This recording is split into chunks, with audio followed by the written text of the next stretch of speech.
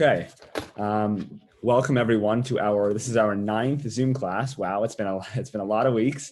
And I want to welcome everyone. If this is your first time joining the class, which I think it might only be a few of you, I want to welcome you. I also want to point out that for those of you who are currently in the WhatsApp group and you have successfully been added to that group, make sure you check those messages because I actually do see those of you who do not read the messages, and I would like to make sure that everyone can receive my updates. So please make sure that when you see that kind of one notification for your WhatsApp application, make sure you check that out so that you can receive all my messages and updates. I did send out a few of them through messages this morning because of the I think it was 10 or 15 people who didn't see my WhatsApp message. So please make sure that if you do not know how to access the WhatsApp or any questions regarding WhatsApp, make sure to email me, call me, or message me ASAP so I can make sure that you're on that group and know how to accept the messages. Okay, for those of you who were here last week, we spent a big portion of the class looking at online banking, how to use the Stocks app, how to access Venmo, and also how to add a credit card and use the Apple Wallet. Today's lesson will teach you how to manage your computer in the most efficient way possible, and I'll explain what that means. For those of you who were here, I think it was 2 weeks ago, we spent a lesson looking at how to manage a smartphone, and we looked at Wi-Fi, Bluetooth, flashlight, taking screenshots, and the lesson is pretty much going to replicate that, but it's going to be on the computers.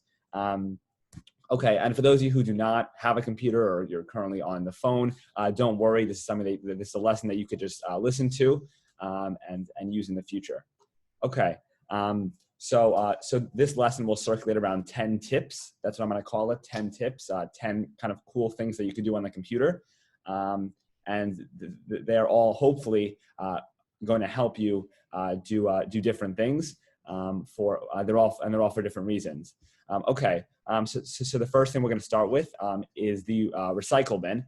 Now, all computers, not only specifically Apple computers, have one second. Not all Apple computers have this, but basically all computers have what's called a trash bin. And anytime you finish using a document or a file or a picture and you're done with it and you do not want it on your computer anymore, you could put it in the trash. Also, if for example, you're running out of storage in your computer, you have too many files, you have too many things going on, and you want to clear that information, you should use the trash so that you could remove those files and pictures. Okay, Julia is now going to show you how to use the trash and how to add things and remove things from it. Hi guys. Okay, so on a typical Apple computer, this is going to be what your desktop looks like. And the trash bin is located on the bottom, all the way on the right. And it looks like a trash bin. As you can see, mine has papers in it. That means that I have files, pictures, documents that I have deleted and that are in the trash bin. If my trash bin looked empty, that would mean that I don't have any files or anything in that trash bin, and so it would just show an empty trash. So if I open my trash bin, you can see that I have lots of documents that I've deleted over the years. If I wanted to empty my trash bin so that all of these files are never retrievable again, on the top right, you could see there's an empty button. And if I press that, that would clear permanently all of my files so that I could never retrieve them again. So right now, even though I have all of these things in the trash, if I ever accidentally deleted something or if I needed something back, I would be able to put it back. Once you press this empty button, you're clearing the trash forever, and all of this stuff that's in there, you will never be able to access again. So let's say I drag something into my trash here from my desktop. I took a screenshot and I want to drag it into the trash. Now, let's say I accidentally did that and I want to retrieve it back. So the first thing I would do is I would take the document. So let's say I choose any one of these documents. I accidentally deleted this picture. So, or let's say I deleted any of these things. So if I take any of these pictures, or documents, then I can put it back on my computer, and that's going to put this back onto my computer. So if I open my desktop now or my files, it's going to be there. So that way, if you accidentally delete something on your computer, you can open it again without it being permanently deleted. Okay. Now there's one thing I want to show you. I think you could all see my screen right now. This is a Windows computer. This is what a Windows computer looks like. And you'll see at the top left, it says recycle bin. That does the same thing as the Apple. A few of you wrote me in the chat, I don't have an Apple computer. This is something that you could also do on a Windows computer. I think it's usually at the top left of the screen. It works the same way. If you see papers in it, that means there's stuff in it. You could open it, you could delete files, and you could retrieve files. It's the same process. Okay, the next thing, our second tip today that we're gonna look at, 1 second, is quitting your apps. Now, we did this 2 weeks ago on the smartphone. And we told you that after that, once in a while, you should kind of quit your apps, because just because you don't see an app open on your screen doesn't mean it's still running. For example, if you minimize, let's say, an internet tab and you don't see it anymore, it's still running, you just don't see it anymore. So we are going to show you now a few ways that you could quit your apps. So that you can make sure that your battery doesn't drain that fast, and also so your computer stays as clean as possible. By quitting your apps, you no longer have so much clutter, and you don't have too many things going on. So Joe's now going to show you what to do and how to quit your apps. Okay. So the first step to quitting apps is seeing which apps are open. There are 2 ways to do that. The first is on the bottom of your screen. You can see all of your apps. If the app has a little dot below it, that means it's open. If there's no dot below it, then that means it's not open, which either means you recently quit the app or you've never opened it. The other way is to, on the Mac, to hold down Command and press Tab. And you can switch between if you keep pressing Tab, you can switch between the apps. And only apps that are open will show up there.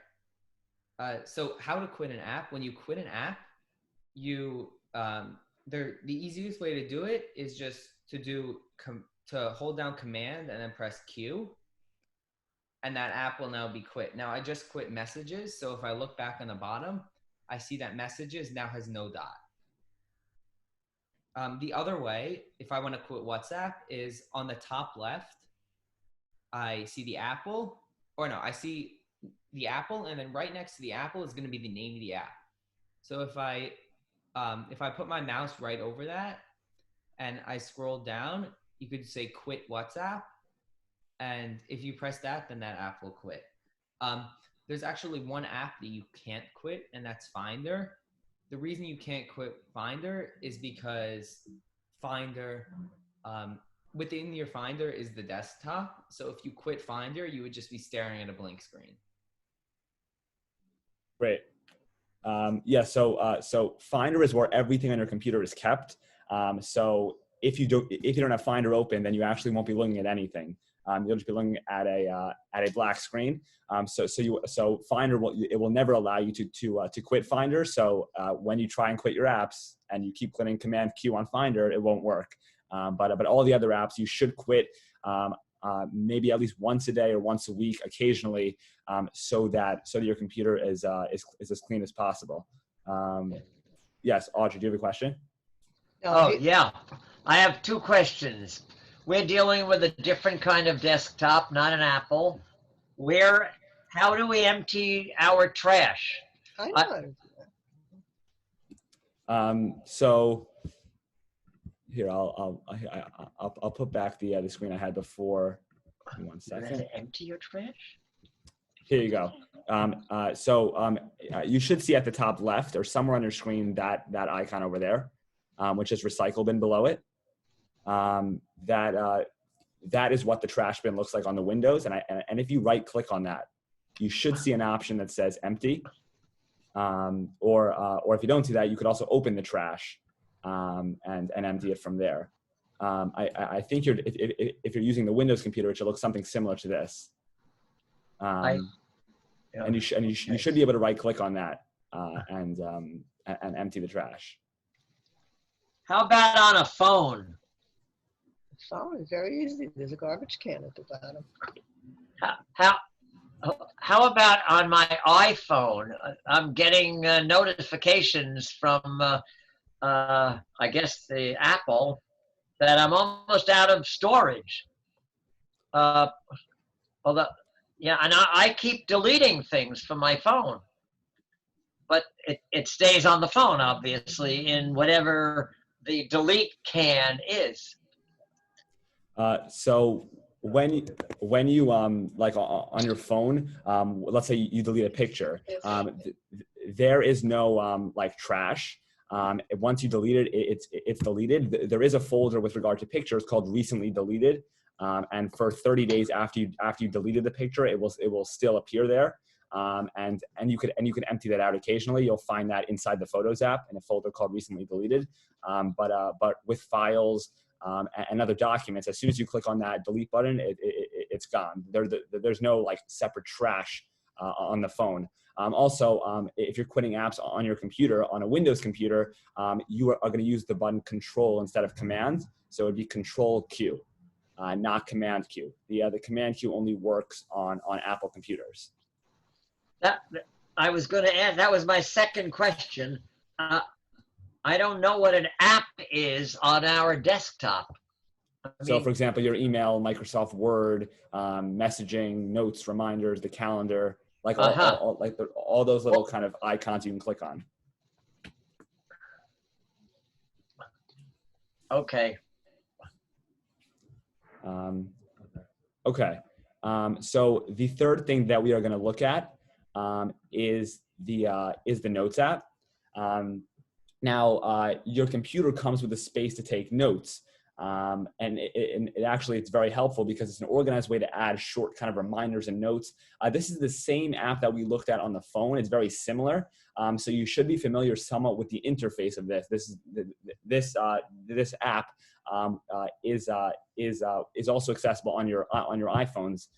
So you should be able to use it on both devices, and they are very similar. So I'm gonna open the app over here. You should see it at the bottom of your screen. Here, let me close it out. It's over here at the bottom of the screen. It says Notes. Once again, I'm looking at this on an Apple computer, so it will be a little bit different if you have a Windows computer. But there should be a space for taking notes. Worst case scenario, you could always use Microsoft Word. It's really the same purpose. If I open Notes, here's kind of what I get. On the left side, you're going to see folders and categories. Now at the bottom left, you could add a new folder. For example, if you have like 20 notes just on chemistry class, maybe I would sort that into that one folder, so it's not so confusing. And I could sort them into different folders, so I could just click on, for example, school or all iCloud, and you can see just like in the Photos app, there's a folder called recently deleted, which has notes that you deleted in the past. I think it's 30 days, right? 30 days. Okay, to create a new note, you are going to be looking at here. I'll make my cursor red so you can see it over here at the top of the screen. It's black and has a pencil through it. This is very similar to the compose button that you saw when you're composing a text message or a WhatsApp message, or last week it was the same button when you're composing a Venmo Pay. And that's the button you're going to click on when you want to compose a new note. I'm going to click on that, and it's basically going to highlight where it says new note. It's going to say the time that you created the note, and then it will give you your cursor where you could type information. Now, the first line is always going to appear in big, bold text for your title, and then below that is when you actually start writing your note. If I write technology class 517, then hit enter, now my text will be a lot smaller, showing that this is the title. And this is extra notes. Now, if I look on the left side, now I can easily find it because the note is titled in bold over here, Technology Class 517. It gives me a brief preview of what I actually wrote. You could switch between notes just by clicking on them. And you can go back right here. You also don't have to specifically save a note. It will save it automatically. And also there's an easy way to share notes. And that's the same button that you saw on the phone. It's the box with the arrow pointing up. And you could send a note via messages or email or AirDrop, which we're going to show you later today.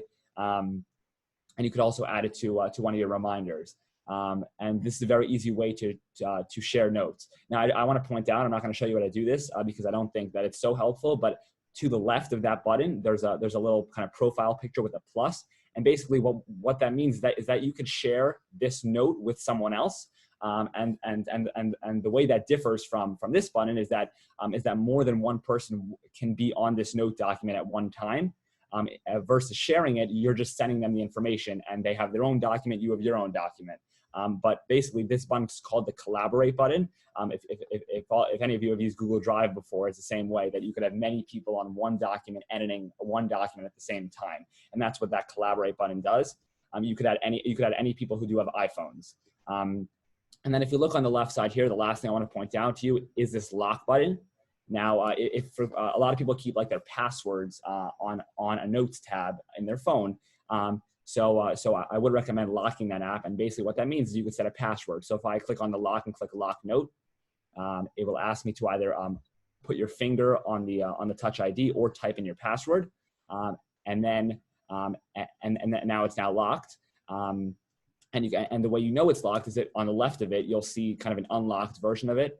And if you close the lock notes, now I won't be able to access the note without typing in my password or putting in my Touch ID. For example, here's my note that has all my passwords and all that, and it says this note is locked, and I would have to type in my Touch ID or my password in order to access the note. Okay. One second. All right, let's bring us back here. Okay. So the next thing that we are going to look at today is the Stacks app, and basically that is used in case you have what's called a messy desktop. If I'm assuming that some of you do have this because this is something that's very occasional, and people just kind of save things to their desktop, make it all messy, and they have files and pictures and things kind of lined up, and it gets really confusing and really hard to find files and pictures. Now I'm going to show you a way that you could organize your desktop with just one click of a button, and that's actually going to be very, very helpful. So I'm actually going to use my my brother's computer for this because I'm very organized and I organize my files. He does not. So I am going to share the screen on this computer over here. Give me 1 second. Okay. So this computer is very, very messy. There's a lot of files and videos and pictures. And I'm going to show you how to use what's called the Stacks program in order to stack these apps so that you can make them as organized as possible. So you have to find an empty space on the screen. And if you right click, you're going to see all these options: new folder, get info, import from iPhone. This might look a little bit different on the Windows computers. But you will get a drop-down menu that has a bunch of these options. Now you will see, I think it's 5 down at the button that says Use Stacks. Now, if you click on that button, what's about to happen is your computer is going to sort these files by type. So for example, it will take all the pictures and put them into one category. It will take all the images and put them in one category, all the PDFs into one category. And I'm going to click on this button in 3, 2, 1. Whoa. So now, as you can see, it cleaned up my screen, and it sorted them by type. So for example, this one over here, it says documents. If I click on documents, it will now open up this kind of indented folder and show me all my documents. Or right below that's images, and it will open up all my images, PDF documents, and then it will put all the folders that you already have. Okay, so that's something cool that I want to show you all, and it's basically just taking your files and your pictures and making them more organized in a program that Apple refers to as Stacks. Okay, back on my screen. Okay. When we showed you how to manage your computer, we showed you how to change your wallpaper on your phone. So when you opened up your phone, you saw a picture that you enjoy seeing, like a picture of your family or a picture of a memory. So you could also do this on your computer and change what's called your desktop background, so that every time you open up your computer, this picture, which you can see is behind this kind of text right now, is a mountain, but you could change that to a picture of your family or something that you actually enjoy seeing. So Julia is now going to show you how to add a picture to your desktop, and also how to change it. Okay, guys, so on your desktop, the way that you are going to change the background picture of your desktop is that you're going to want to open the System Preferences app.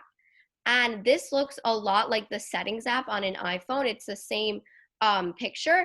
So you have two ways of opening this app. Either you can go to the bottom bar where it's going to list all of the apps for you and you would click on System Preferences, or you could go to the top right corner where it says the search bar, and that's going to bring up Spotlight Search, and you could type in System Preferences, and this would take you directly to it if you weren't able to find it for some reason. So I'm just going to click on it on the bottom, and that's going to open System Preferences on my computer. Now, the way that you're going to change the background of your computer is that you're going to press the second option in System Preferences, Desktop and Screensaver. So if I press on that, this is going to give me the option to change my background on my computer. So the first thing that's listed is Apple, meaning that Apple gives you pre-made options of what you want to set your computer to. So for example, you could change it to that picture of mountains, and as you can see, the background has changed. Or you could change it to this picture.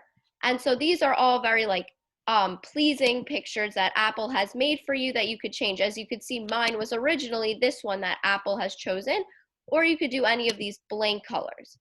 Another option is if you want a more personalized background. So you can go into your pictures that you have on your computer, and you can change the background of your computer by making it a picture that you have on your computer. So as you can see, when I click on pictures, it's going to open the pictures that I have on my computer, and that would be a way to change that. Then also one more thing, on top, you could see right now we're changing the desktop, but there's also an option for screensaver. Screensaver just means that when your computer has been resting for a while, it's going to automatically turn black. That doesn't mean your computer is off, but it's just it's called sleeping. So if you wanted to make it more exciting when you're not using your computer and the computer is sleeping, you could make it so some sort of pre-made slideshow plays or something else, so that when your computer is sort of just sitting on your table and you're not using it, you could see something other than a black screen. And that is pretty much it. Okay, I just want to show one more thing with regard to that. If you open your settings and you're in the same place, desktop and screensaver, and you want to add, let's say, like a picture of your family, at the bottom left, you're going to see a little plus. And if you click on that, it will open all your documents and files and programs. So, for example, let's say I put in this picture here of the Windows computer. It will now bring that picture in, and you could also change that so it's going to fit to stretch the screen, or you could stretch it to fill the screen, or you could center it and add a color surrounding it, like red, for example, something like that. Okay, I'm going to go back to my beautiful mountain. Okay. Now, next thing we're going to do, okay, operating the Finder. So I'm sure most of you have heard of what the Finder is. And basically what it is, it's where all the information on your computer is stored. So all your files, all your pictures, everything is stored into this one place called the Finder. Now on a Windows computer, it's not called the Finder, but you could still do the same things and search the Mac, and search the Windows computer. It's the same purposes, but it might look a little bit different. I think I'll mention something about the windows as I go through this. But basically, as I said before, the finder is where everything is kept and stored on your computer, and it's where you're going to find something if you lose something, or you're not sure where something is. Okay, so the finder is located always at the bottom left of the screen, and like Joe said before, you cannot quit out of the finder. It's always going to stay open, and the way you're going to know it's open is by looking at that kind of dot at the bottom of it. And if you hover your mouse over it, it will say Finder. If you click on that, it will now pull up all your files. On a Windows computer, you should see at the bottom like something that looks like files. Let me see if I could find it here. Yes, you're going to see it's going to look like over here. Sorry, let me get my spotlight. Does everyone see at the bottom of the screen? At the bottom of the screen, it looks like a bunch of folders together. That is what you're going to look for on a Windows computer. It looks like kind of like a bunch of yellow folders together. You should see that somewhere at the bottom or on the left of the screen. Okay, now once you open that, you should be in the same place, and you'll be able to access all the files over here. Okay, now it automatically puts you in what's called recents. And what that means is all the files that you most recently opened. Like documents, pictures, it puts everything together. It even includes calendar notifications and updates. Now on the left side is where you could change from folder to folder. So if I click on desktop, I could open folders and open different things. And then I can open all different folders. It depends how you organize your computer, but everything will appear here. Now, at the top right, here's the search button, and you can really search for anything. So for example, if I look up Hitler Senior Tech. Now you have the option to search this entire Mac or only the files that you looked up most recently. So if I change to this Mac, here's every single possible text message, picture, flyer, message, anything that's on your computer that has the three words Mittler Senior Tech. Now this works the same as on the internet. If you put quotes around it, it will only show you documents that have all three words together. And now it will only show me documents that have all the three words together. And you could also look for them if you go into more specifics. For example, if I open my 2018-2019 folder, now if I look up Mittler Senior Tech, I have the ability to only look into my 2018-2019 folder instead of looking at my entire Mac. So it depends how specific you want your search to be. If you know that your document has to be in this one folder, then you should search specifically there and not your entire Mac. If you're on the desktop and you click on Command F, or on a Windows computer, Control F, it will now pull up a tab that says Searching the Mac, and you could search anything here just like you did before, any type of file, picture, application, and it will come up. Make sure that you're searching specific things. You could also search dates. So if you know the file was created on May 3rd, then if you type up, 3, it will show you all the things that happened, all the things on your computer that has 5/3 in it. So you could search by any keyword. Make sure that your searches are as specific as possible, so you get the file or the picture that you are looking for. Okay. Now, our next tip is, one second. Here we go. Is AirDrop. AirDrop is tip number 7. I'm sure many of you have heard it. This is a very cool tip, and I'm very excited to show it to you. AirDrop is another way of sending images, pictures, documents via your phone to your computer automatically. And this is actually very, very cool because it's completely wireless. And if you're trying to text message, let's say like a 30-minute video, it might not go through because of how long it is. AirDrop will actually take any length of a video. It obviously might take longer if it's a longer video, but you will be able to really send anything, and it's much cooler. You could send it from any device to your device, but you have to make sure that both devices are on the same are on the same Wi-Fi for this to work. And it also has to be kind of around each other. Meaning, if I'm in one place and I'm trying to AirDrop to a computer 20 blocks down, you won't be able to do that. It will only pick up devices that are somewhat around where you are, and that way that way you could share pictures to people that are only kind of near you. Okay, Julia, you could do AirDrop. So Julia is now going to first share her phone, and from her phone she's going to show you how to take a picture and AirDrop it to your computer, so that you can get a picture or a document or something on your phone. I think she's going to do a picture as an example. Okay, so if you want to AirDrop something from one device to another, you're first going to want to open either the picture or the document that you want to send. So for example, I'm going to open my Photos app, and I'm going to choose this picture of my brother and my cousin, and I'm going to send it to my computer.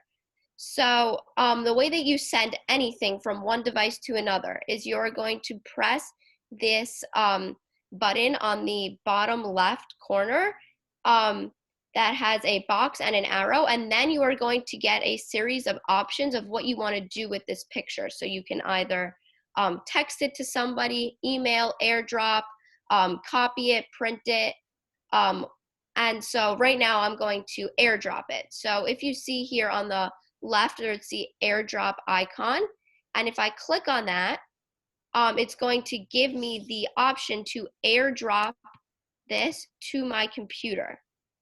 So let's see, it's not coming up right now, but usually it would come up as some sort of option. Who do I want to AirDrop it with? And it's going to be any sort of device nearby that it's going to give me the option. So once I AirDrop, Julia, for some reason it's only showing your picture. Here, you can keep talking, but I'm gonna pull up this icon so they can see what they weren't able to see this. Okay, so that's what's coming up on my phone. For some reason, it doesn't show that to you. So when you select this picture, it's going to give you the options of what to do with it. And you are going to click the one on the furthest to the left, the AirDrop option, and that will allow you to send it directly from one device to another. Now, the difference between AirDrop and messages is that you would want to AirDrop something when you have a very large file. And a lot of times when you have a long video or something, it will not go through on messages because it takes too long to load. So if you use AirDrop, it's going to go directly from your phone to another device without having to load and and it's going to send it very quickly. The only downside to this is that you have to be very close. The two devices have to be close to one another, and they have to be connected to the same Wi-Fi, or else it won't work. Okay. I am going to, for those of you who could see this, I have my, sorry, 1 second, over here. I have my iPad with me, and my AirDrop is coming up, so I'm going to click on where it says Jordan's MacBook, which is the computer that I'm on right now, and you should be able to see that at the top right of the screen. Oh no, yeah, at the top right of the screen. I think you could see this, maybe not. Basically, once something's AirDropped, it will appear at the bottom right of your screen. Here's the picture that I just AirDropped. I did it for my phone. It will appear at the bottom right of the screen in what's called the Downloads folder. And it will appear there automatically once you AirDrop a file. Okay, 1 second. So the next thing that we are going to look at is something called split screen. And this is something that's very, very helpful, especially when you're doing many things on your computer. For example, let's say you have a document open on the left side and your email open on the right side. It's very helpful to be able to see both of them at the same time, and also be able to kind of drag things from one to another, so that you can see two things happening at the same time. Okay. So I'm going to give you an example over here. Let's say I have this tab over here, which is my internet. And let's say I open a blank Pages document, and I want these to be side by side. So I have two tabs over here. I have my Pages and I have my internet. Now some people kind of try and fix it up so that they could see both of them and kind of divide it in the center, like I'm doing here, so that you can see both. Now there's a way that Apple will do it evenly for you. And the first thing you're going to do is at the top left either application, it doesn't matter. You're going to see that kind of red, yellow, and green buttons. If you hold down on the green button, you're going to see two options. One says tile window to left screen. One says tile window to right screen. So you want to choose which side you want it on. Let's say I want this on the left screen. It will then give me all the applications I have open on the right screen, and the page is the only other one I have open. So I'm going to click on that, and it will give me a split screen of both. Now in the center, you'll be able to see that line where I could drag to make one side bigger or smaller than the other. I could also like copy and paste from one side to another. So it's very helpful to have two things open at the same time, so that you could use both interfaces in order to perform different tasks while also having them next to each other. Okay. Now, two more things that we're going to show you today. The first one is keyboard settings. Now, there are a lot of cool things you could do with your keyboard besides from just typing things up. Now, the three things we're going to show you today is the first one is adding languages to your computer. Something called texting shortcuts, where you could automatically change a few letters to make it a whole word. We're going to show you what that means. And then the last thing is Command F, how you could search your computer. Okay. All right, Joe, go ahead. Okay, so to change your keyboard settings, there are two ways to access it. The first one is on the top right, the search. And if I search keyboard, then it will open the keyboard. The other way is on the bottom, you just click on System Preferences, and somewhere here it's gonna say keyboard with a picture of a keyboard on top of that. So if I click on that, the first thing I want to go to is shortcuts. Shortcuts. So if you see, what this means is that whenever I type these three letters, it will come up as on my way. So if I text Jordan and I press space and then I text him, it'll say that, okay? Now to add one on the bottom, you just press the plus sign, and if I say Jordan and then I click on the right side, I double click on the right side and I say Jordan Mittler. That way, every time I say Jordan, if I press space, then it automatically changes to Jordan Mittler. Okay, the next thing is language. So language is different than, so to get to language, on the top, you see all these options. You go to input sources. And on the left, I have the US language, I have English, I have Hebrew, and I have Spanish. So if I press Hebrew, then anytime I type right now, if I double click on Hebrew, I think, or no, to add one, it's the same thing as the shortcuts. You just hit the plus sign and then I can add anything I want. And to change the keyboard on the top right, I have an American flag. If I press on that, it drops down. There's a drop down menu. And if I want to type in Hebrew, then if I go to text Jordan and I'm pressing A, but it comes up as Shin. So it's different. You can type with different languages also. The last thing is if I want to search, I can, the same thing Jordan told you before. If you do Command F or on a Windows Control F, it searches this Mac, and you can just search anything using, but if I wanted to search a document that's title was in Hebrew, then I could switch my language to Hebrew and then search it with that. Great. Okay. The last thing that we're going to show you today, before we move on to the next part of the class, is taking screenshots. Now, we did show this to you 2 weeks ago on the phones by either clicking on the home button and the power button. if you do have a home button, or clicking on the power button and the volume button if you do not. Now you could also take screenshots on the computer, and there's 2 ways that you could take screenshots. Julia is going to show you that. And where those pictures go once the screenshot is taken. Okay, go ahead. Okay, so screenshots can be taken 2 ways. The first way that you could take a screenshot on a Mac is by holding down the button Command, Shift, and 4. Now, when you do that, an option is going to come up where you can drag a box around any part of the screen, and anything that you include in that box will be screenshotted. So let's say I release. Now on my desktop, I can pull up a picture of that screenshot that I just took, and everything that I just highlighted in that box is now in the screenshot.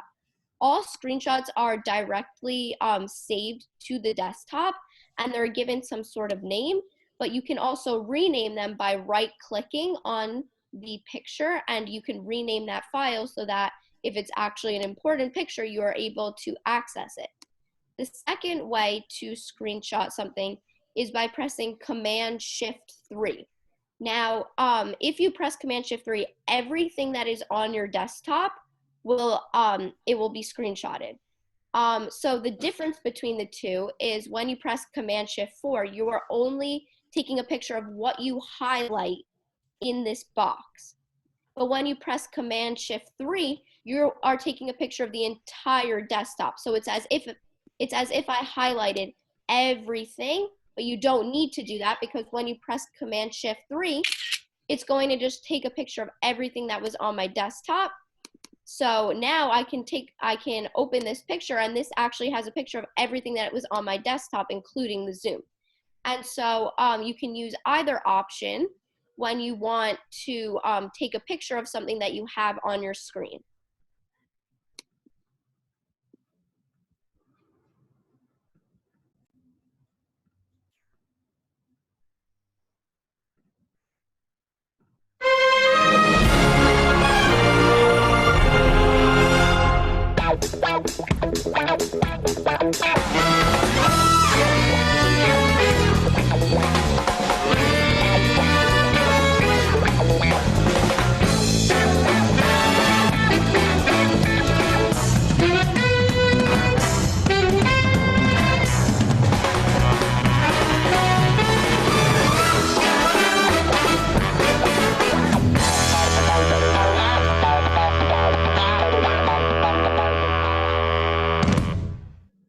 It's time for breakout rooms.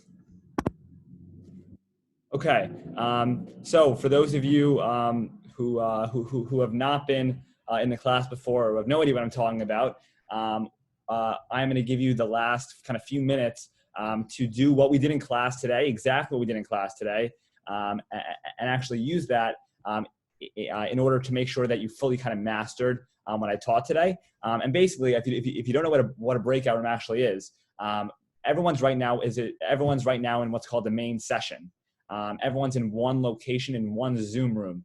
And what I'm going to do is I'm going to open what's called breakout rooms, so that in groups of 2, you are going to be scattered out into your own rooms with one other person, and you are going to be doing. I haven't told you yet what you're going to be doing, but I will show you in a second.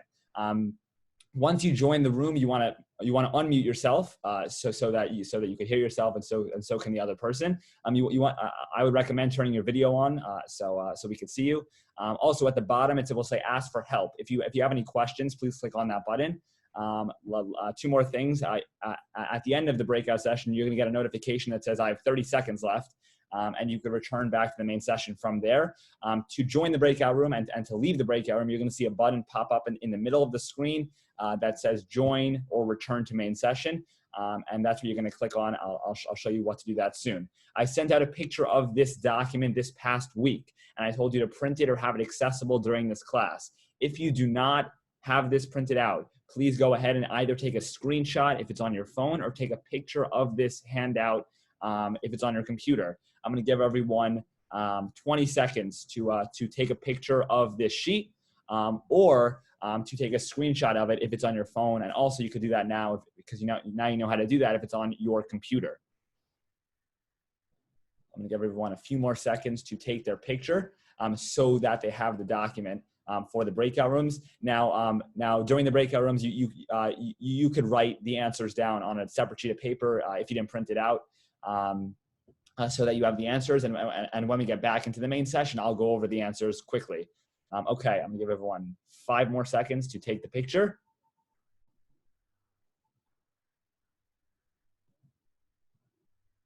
Okay, I think everyone took the picture. Great. Okay, now I'm gonna open the breakout rooms. Please click on Join Breakout Room.